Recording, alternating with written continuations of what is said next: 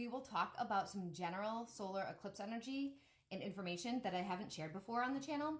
So although NASA states that a solar eclipse has nothing but a psychological effect on us, many other cultures around the world and mystics believe otherwise. During a solar eclipse, there is a shift in the vibration and frequencies of energies on the Earth. Your balance, physical balance, may be affected, or you may feel out of sorts.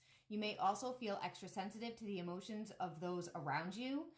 Animals can actually sense the change in the vibration and often display erratic behavior leading up to and during an eclipse. It was even observed that before a solar eclipse, spiders would dismantle their webs and build them up again once the eclipse has passed. Besides feeling tired and lethargic, a solar eclipse can also help to activate a dreamlike state, making it the perfect time to meditate or retreat for some quiet time. On a physical level, eclipses can deplete our energy.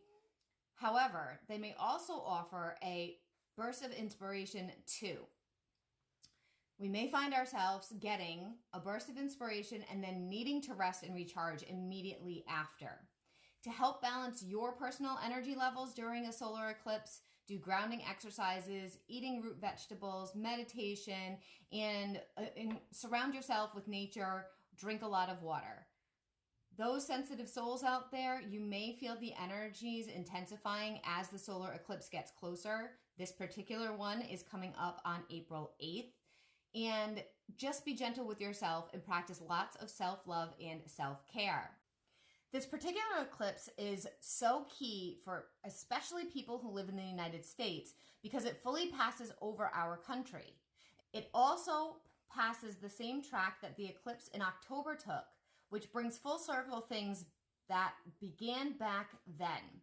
I'm speaking specifically about April 8th solar eclipse 2024. To be clear, it will be in Aries. Also, to be clear, the April eclipse does not follow the exact track as the October one did, but what it does is it intersects the path of the previous one. So they cross over one another. This placement is in the state of Texas, very close to the Mexican border. A lot of astrologers are having different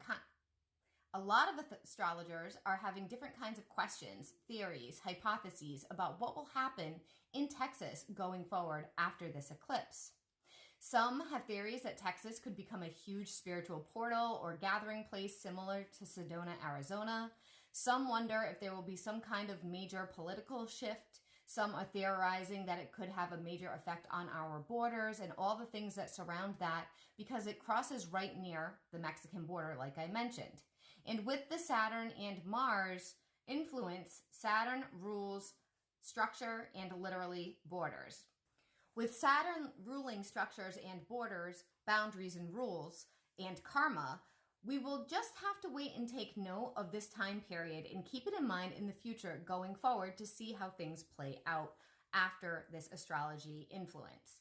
At the same time of the eclipse, the Mars, planet of action and doing war and adventure, passion, it is conjunct with Saturn, which can be very powerful and controlling energy, which may show up in your life in different ways, all of our lives in different ways. The eclipse itself is actually conjunct Chiron, which is the wounded healer. This often brings in things to make us heal wounds for ourselves. It is going to trigger all kinds of things in your Aries house, which is where the eclipse is happening, and it will affect you in an emotional way, in your own unique way, depending on your chart. We will all each individually go through it. It will just look different for everybody. For me, personally, Aries is in my 4th house, and I do not actually have any major aspects in my natal chart at that place, but it will still affect my 4th house energy with Aries and all of the things that represent that. I'd love you to comment what house your Aries house is in. Do you have any planets in your natal chart in Aries? What are those planets? Are there major aspects happening? One final thought about Chiron here. With this situation, it's actually the United States Chiron return right now, all while this is happening. So this is going to be even bigger on a bigger collective for the level of the country of the United States. What are the wounds that the country still needs to heal? Pretty mind-blowing. Let's talk a little bit about tips and ways to survive this energy. Take it easy. The energy of eclipses can be extreme, so it is best to remain as mellow and relaxed as possible. Avoid making major decisions until a day or two have passed after the eclipse. By then, you'll better understand where things are heading. It'll still take many months before you really see the full effect, but if you can hold off on things just for a little bit, that is to your best benefit. Situations or people may be eclipsed out of your life. It's more important to let it go and flow with it and trust that everything is for your best interest. There's a big picture going on here that we're not fully seeing right now, and your guides and universe are very likely moving things out of your lives that are not good for you. Stay alert for opportunities. If something ends, it's usually a new beginning shortly after that.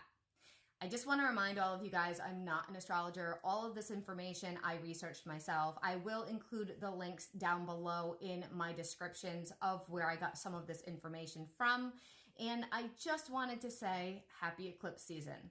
One final mention before I get going. I am offering a special on my website, melsdivination.com. It is a $20 emailed eclipse season special reading, and that will be ongoing probably until we get through at least May. So if you find yourself needing a reading about the eclipses and how they're affecting you, definitely check that out. I'll see you guys all really soon.